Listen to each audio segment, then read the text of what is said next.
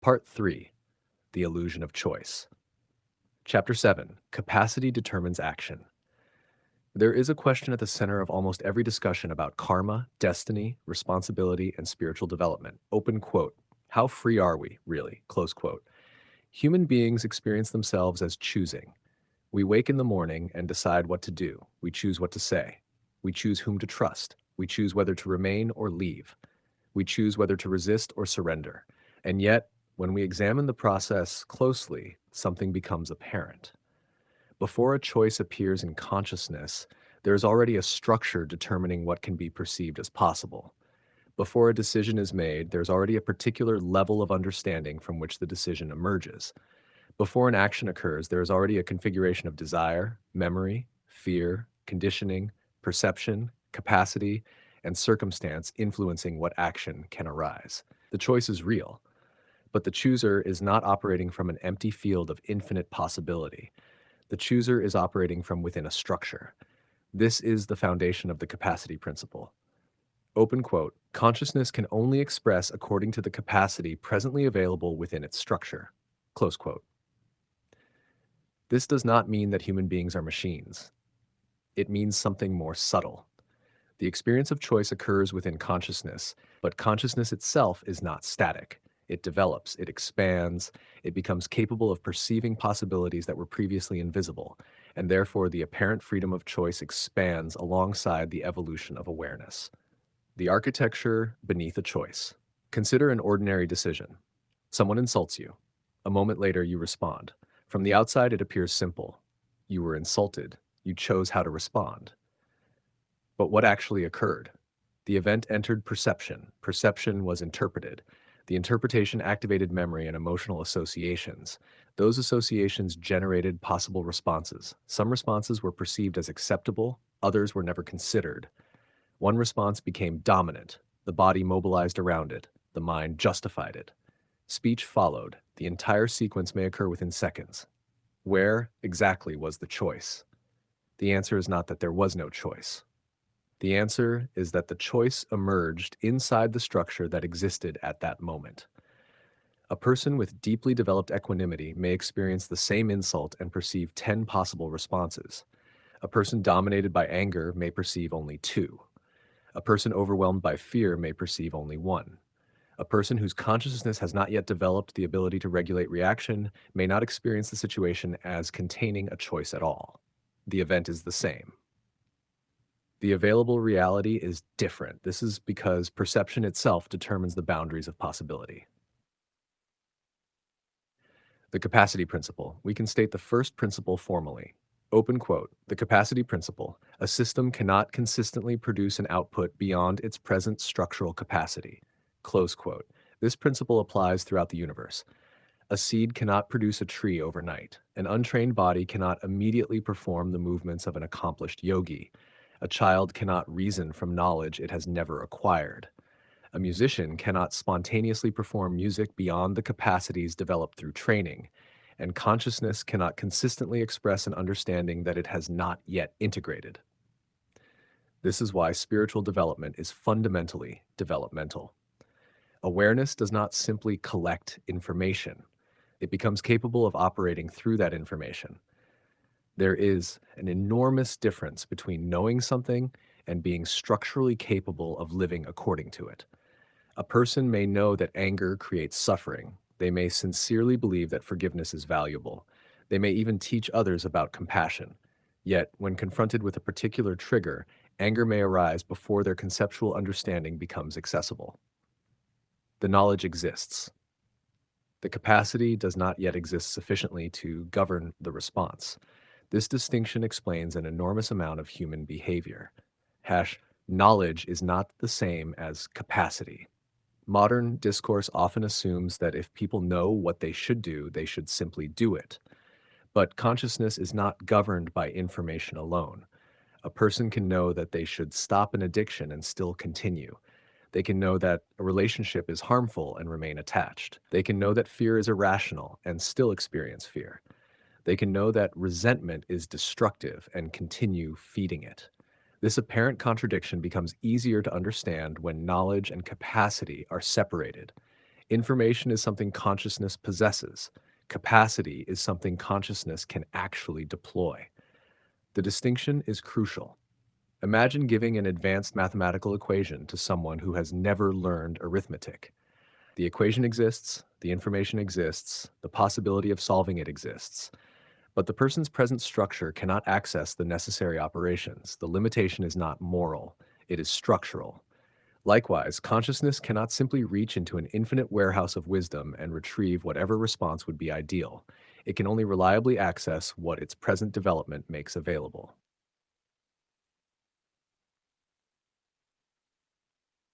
This gives us the second principle, open quote, the accessibility principle. Consciousness cannot reliably express what is not presently accessible to it. Close quote. This principle explains why hindsight can be so deceptive. After an experience has transformed us, we look backward and wonder, open quote, why didn't I see it then? Close quote. But the person who could see it afterward did not yet exist in exactly the same configuration of consciousness. The experience changed the structure. The consequence supplied information. The information became understanding. The understanding altered perception. The altered perception created new possibilities. Only then could the previously invisible option become visible. This means that many choices we imagine were available in the past were actually future possibilities projected backward. We look at the past through the consciousness created by the past. And then we mistake that later awareness for something the earlier consciousness already possessed. This is one of the deepest sources of the illusion of free choice. The invisible door. Imagine walking through a building containing hundreds of doors. You can see only 3. You choose one. Years later, the walls are removed and you discover that there were 20 more doors behind them.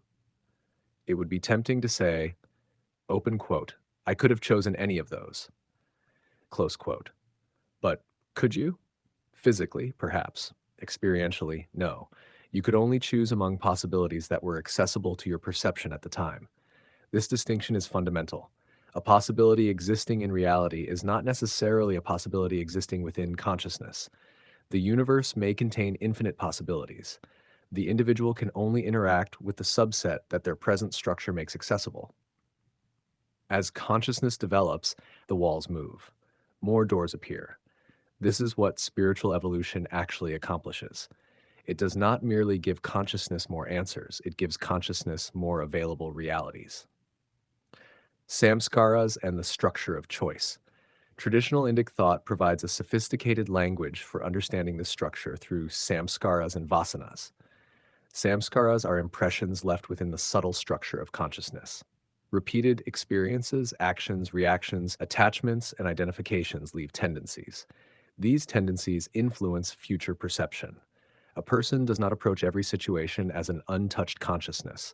They approach it carrying an accumulated history. That history influences what feels natural, what feels threatening, what feels attractive, what seems possible, what seems impossible, what seems trustworthy, what seems absurd, what seems desirable, what seems intolerable. This is why two people can receive the same circumstances and move in entirely different directions. They are not encountering reality from the same inner architecture. Their karmic structures differ, their samskaras differ, their capacities differ, their accessible possibilities differ, and therefore their actions differ. The past is present within the choice. Every decision contains more history than we usually recognize. A person's response to abandonment may contain childhood experience. Their response to authority may contain years of conditioning. Their response to intimacy may contain previous relationships. Their response to danger may contain bodily memory. Their response to success may contain deeply embedded beliefs about worthiness. Their response to spiritual teachings may contain previous assumptions about reality. When the moment of choice arrives, all of this enters the field. The decision is therefore not generated from nowhere. It emerges from accumulated structure. This is karma operating at the level of consciousness. The past does not merely sit behind us. It participates in the present through the structures it has established. Karma does not need to control every decision. This does not mean that karma mechanically determines every action in a simplistic way. The karmic model proposed in this book is subtler. Karma establishes conditions and tendencies. Consciousness operates within them. As awareness develops, it gains increasing ability to observe those tendencies rather than simply enact them. This distinction is crucial. There is a profound difference between, open quote, I am angry, close quote, and, open quote, anger is arising within consciousness, close quote. The first identifies consciousness with the state. The second introduces observation. That small shift creates space. Within that space, additional possibilities can become accessible. This is where spiritual practice becomes significant. Meditation, self-inquiry, discrimination, devotion, ethical discipline, yoga, and contemplative awareness can progressively weaken unconscious identification with samskaric patterns. The purpose is not to manufacture an artificial personality that always behaves correctly. The purpose is to make the underlying mechanisms increasingly visible. Once a mechanism is seen clearly, it no longer possesses exactly the same unconscious authority. From reaction to response. At lower levels of awareness, stimulus and reaction can appear almost identical. Something happens. A reaction emerges. There is little perceived space between them. As awareness develops, a gap appears. Something happens. The reaction begins. It is noticed. Then another possibility becomes available. The person can act rather than merely react. This is often described as increased free will, but perhaps something more precise is happening. Capacity is increasing. The person is not necessarily becoming metaphysically independent of causation. They are becoming capable of operating through a larger range of possibilities within causation. This distinction matters. Freedom does not necessarily mean becoming causeless. It may mean becoming conscious of the causes operating through you. The expansion of the choice field. We can therefore imagine consciousness as operating within a choice field. At one level, the field is narrow. A particular stimulus generates a familiar response. At another level, the field expands. The same stimulus generates several possible responses. At a still higher level, consciousness may perceive the stimulus itself differently. Eventually, the original trigger may lose its significance entirely. This produces three different forms of transformation. Part 1, changing the reaction. The event remains the same, but the response changes. 2, changing the perception. The event itself is interpreted differently.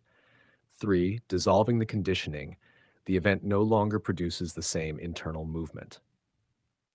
The third is the deepest transformation. The person has not merely learned to control a reaction. The structure that required the reaction has weakened. This is why liberation cannot simply mean better behavior. It concerns the dissolution of the structures that make certain behaviors necessary. Why? Every action emerges from present awareness. Every action is therefore an expression of the consciousness available at that moment. This includes actions we later admire, and actions we later regret, and actions we cannot explain, and actions we desperately wish we had not taken. The temptation is to divide them into two categories. Open quote, the real me, and the person who made that mistake. Close quote. But the karmic framework suggests something more uncomfortable and more useful. The person who made the mistake was you at that stage of development. The person who now understands the mistake is also you. The difference is development. The later consciousness contains information that the earlier consciousness did not yet possess. This is not an excuse, it is an explanation, and explanation is precisely what allows development. If every mistake were simply evidence of moral failure, there would be little to learn from it beyond guilt. If a mistake is understood as an expression of the structure present at that time, it becomes possible to examine the structure. What was missing? What was inaccessible? What samskara was operating? What perception was distorted? What capacity had not yet developed? What consequence finally revealed what could not previously be seen? Now the event becomes part of the curriculum. Cha, responsibility. Without absolute free will, this raises an obvious question. If action emerges from present capacity, does responsibility disappear? No. Responsibility changes meaning. Responsibility does not have to mean, open quote, you possessed unlimited freedom and therefore deserve whatever happens, close quote. It can instead mean, open quote, your actions participate in reality and therefore their consequences are part of your development, close quote. The person remains part of the causal process. They are not an external observer standing outside existence. Their actions matter precisely because they generate consequences. Those consequences generate learning. Learning changes future capacity. Therefore, responsibility is built directly into the mechanics. You do not need absolute free will for actions to matter. You need participation, and consciousness participates. The child and the sage. Consider a simple progression. A child experiences anger. The anger arises. The child expresses it immediately. There is almost no distinction between internal state and external action. Years later, the same person develops greater awareness. Anger still arises, but it is observed. The person understands its cause. They may choose not to express it. Later still, deeper realization occurs. The anger itself may arise less frequently because the underlying attachment has weakened. Finally, the person may recognize that the entire structure which previously generated the anger was based upon identification with something that was never ultimately stable. The progression is not bad person, good person. It is unconscious reaction, conscious regulation, understanding, dissolution. That is spiritual development. The curriculum is gradually becoming unnecessary. Shasher, the role of suffering in expanding capacity. This also explains why suffering can sometimes produce extraordinary development. Pain disrupts established structures. Loss reveals attachment. Failure exposes assumptions. Humiliation can reveal identification. Uncertainty reveals the demand for control. Mortality reveals impermanence. The experience itself is not automatically transformative, but it introduces information that the previous structure could not comfortably ignore. Something must change. The old capacity is no longer sufficient. A new capacity must develop. This is why friction appears repeatedly throughout the book. Friction is not necessarily punishment. It is often the point at which the existing structure encounters reality and discovers its limitations. The limitation becomes visible because reality refuses to conform to it. Why spiritual evolution expands choice. The paradox is that surrender can produce greater freedom. At first, this appears contradictory. If consciousness stops insisting that reality conform to its desires, has it not surrendered its freedom? Within the karmic framework, the opposite may occur. Attachment narrows perception. Identification narrows possibility. Fear narrows possibility. Compulsion narrows possibility. Egoic certainty narrows possibility. As these structures loosen, more of reality becomes accessible. The individual becomes less governed by the need for a particular outcome. More possibilities can therefore be perceived. The paradox is, open quote, the less consciousness is compelled by its conditioning, the greater its field of meaningful choice becomes. Close quote. This is why liberation is not the destruction of individuality. It is freedom from unconscious compulsion. The difference between possibility and probability. There is another distinction worth making. A possibility may exist without being realistically accessible. A person may technically be capable of becoming a great musician, but if they have never encountered music, never received instruction, and have no interest in it, that possibility has little operational significance. As consciousness develops, possibilities become probabilities. Then probabilities become actions. Then actions become capacities. Then capacities generate entirely new possibilities. The process is evolutionary. A possibility that was once invisible becomes conceivable. What was conceivable becomes imaginable. What was imaginable becomes actionable.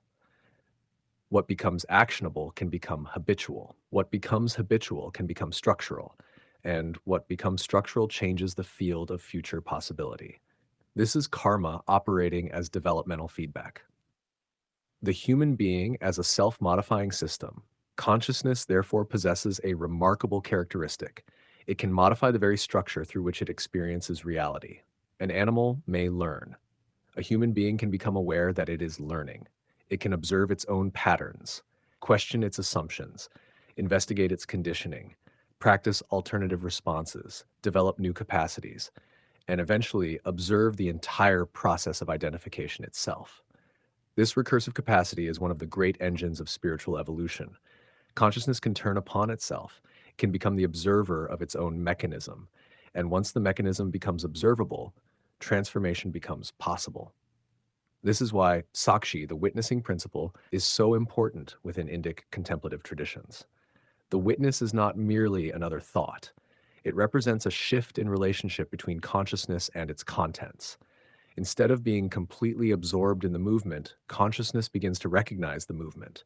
The samskara is seen, the desire is seen, the fear is seen, the thought is seen, the impulse is seen, and what is seen can gradually cease to define the entirety of the experiencer. Shtar, the limits of the present self. The self making a decision is therefore not a fixed entity. It is a temporary configuration.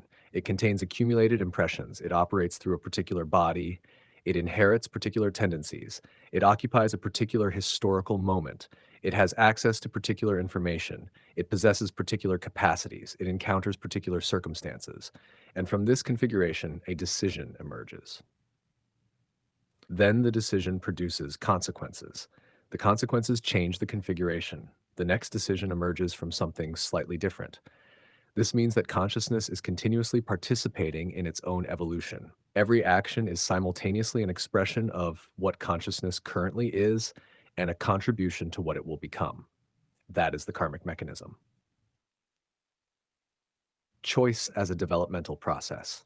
The question therefore shifts from open quote, could I have chosen differently, close quote, to open quote, what capacity would have been necessary for me to choose differently, close quote. This is a much more revealing question.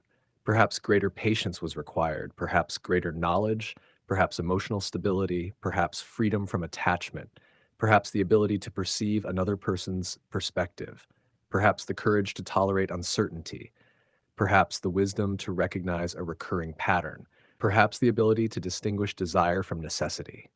Whatever was missing represents part of the curriculum. The purpose of examining the past is therefore not endless self-condemnation. It is diagnosis. The past reveals the structure that existed. The present reveals what has changed. The future provides the opportunity to express the newly developed capacity. Shashep, capacity determines the lesson. This brings us back to the architecture established in the previous chapter. Reality presents circumstances, but circumstances do not contain a single universal lesson. The lesson depends upon the consciousness encountering them. A person experiencing poverty may learn detachment. Another may learn resilience. Another may learn compassion. Another may discover ingenuity. Another may become consumed by resentment. The circumstance does not mechanically produce one outcome. It interacts with the structure of consciousness. This is why karma cannot be reduced to, open quote, you received this because you did that. Close quote, the deeper mechanism is, open quote, this experience is entering a particular consciousness, and the interaction between experience and consciousness is generating development, close quote. The curriculum is relational. Statter, from determination to evolution. If consciousness always acts from present capacity, then every action is conditioned. But conditioned does not mean meaningless. A river follows gravity, yet its course changes according to the landscape. Consciousness follows its present structure, yet its structure itself can change. This is the critical distinction. The person who cannot presently act differently is not eternally incapable of acting differently. The current limitation is not necessarily permanent. It is simply current. And this is precisely why evolution is possible. The karmic system does not merely reproduce itself. It can transform itself. Every genuine realization changes the conditions under which future action occurs. Every dissolved samskara enlarges freedom. Every expanded perception reveals previously inaccessible possibilities. Every reduction in attachment weakens compulsion. Every increase in awareness expands the field. The student gradually becomes capable of more advanced lessons. The first glimpse of liberation. Liberation therefore begins long before the final transcendence of samsara. It begins whenever consciousness recognizes, open quote, I am not compelled to remain exactly as I am, close quote. The recognition itself creates possibility. The possibility creates practice. Practice develops capacity. Capacity expands perception. Expanded perception creates new choices. New choices create new consequences. New consequences produce further development. And gradually, the consciousness that once experienced itself as trapped within its own patterns discovers something extraordinary. The walls were real, but they were not permanent. They belonged to a particular stage of development. They were boundaries around a capacity that was still becoming. The purpose was never to remain behind them forever. The purpose was to grow beyond the need for them. Conclusion. freedom within law. The illusion of choice does not mean that choice is meaningless. It means that choice is often misunderstood. We imagine freedom as the ability to choose anything at any moment, but consciousness does not operate from infinite possibility. It operates from present capacity. What can be perceived determines what can be considered. What can be considered determines what can be chosen. What can be chosen determines what can be enacted. And what is enacted produces consequences. Those consequences participate in the evolution of consciousness. The chain can therefore be expressed simply, open quote, structure determines accessibility. Accessibility determines possibility. Possibility determines choice. Choice produces consequence. Consequence produces learning. Learning changes structure. Changed structure expands accessibility.